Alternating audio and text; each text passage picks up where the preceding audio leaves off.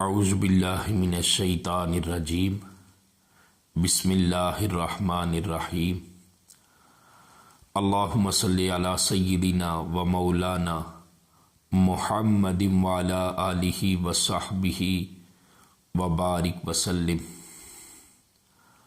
आज मैं आपको आका करीम अलैहिस्सलाम की जो सुन्नत है अकीका, उसके बारे में बताऊंगा।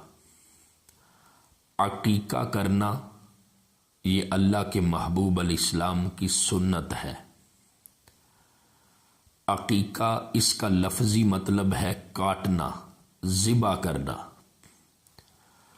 और अकीका इसकी तारीफ़ ये है कि जब किसी के यहाँ बेटा या बेटी पैदा हो तो उस बच्चे की पैदाइश पर अल्लाह का शुक्र अदा करते हुए जो जानवर ज़िबा किया जाता है उसको अकीका कहते हैं। अकीका कब किया जाए? 7वें दिन अकीका करना, बच्चे की पैदाइश के 7वें दिन अकीका करना ये मुस्तहब है और सुन्नत है। अगर किसी के पास इतने वसाइल नहीं हैं या अभी उसको तौफीक नहीं है, माली तौर पर कमज़ोर है, तो जब भी वो अपने बच्चों की तरफ से अकीका कर ले उसको सुन्नत का सवाब मिल जाएगा। अकीका करने के लिए अगर बेटा पैदा हो तो उसके लिए 2 बकरे हैं, अगर बेटी पैदा हो तो उसके लिए 1 है। बेटे के लिए नर जानवर का इंतखाब किया जाए और बेटी के लिए मादा जानवर का इंतखाब किया जाए तो ये ज़्यादा मुनासिब है। अगर नर और मादा का ख्याल ना भी रखा जाए तो तब भी दुरुस्त है। अगर बेटे के लिए 2 बकरे नहीं हैं, 1 की गुंजाइश है तो 1 भी कर ले फिर भी दुरुस्त है। अकीका करने के लिए जो जानवर हैं, अगर बड़े हैं, गाय है, भैंस है, बड़े जानवरों में अकीका करने के लिए बेटे के 2 हिस्से और बेटी का 1 हिस्सा शामिल कर सकते हैं।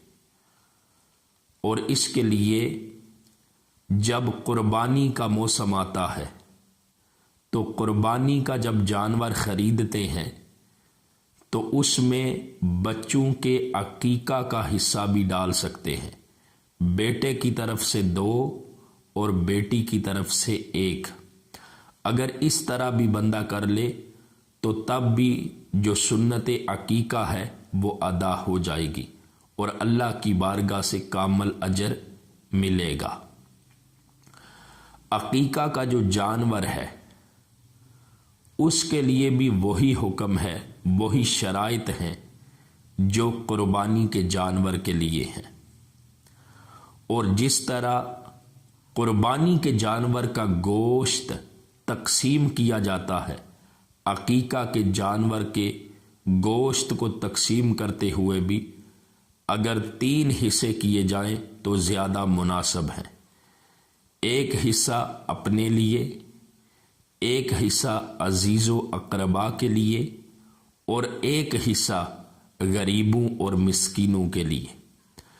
अकीके का जो गोश्त है उसको अगर आप चाहें तो पकाकर दोस्तों की, रिश्तेदारों की ज़ियाफ़त के तौर पर दावत भी पका सकते हैं।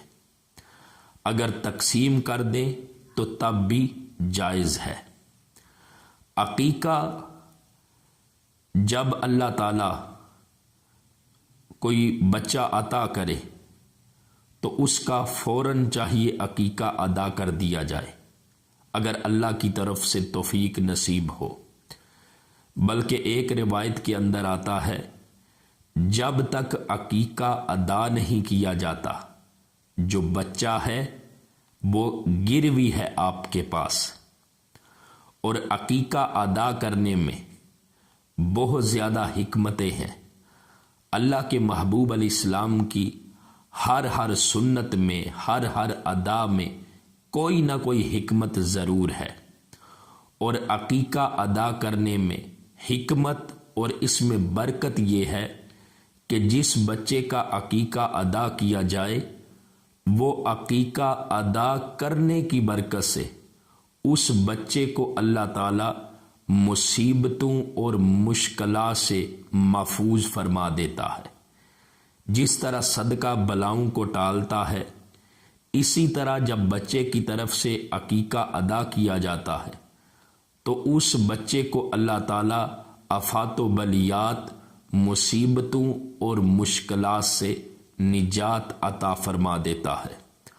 अल्लाह ताला हम सब को तौफीक अता करे कि जब अल्लाह ताला हमें औलाद अता फरमाए तो उनका आका करीम अलैहिस्सलाम पर की सुन्नत पर अमल करते हुए अकीका अदा करने की भी तौफीक अता फरमाए। वमा अलैना इल्लल बलागुल मुबीन।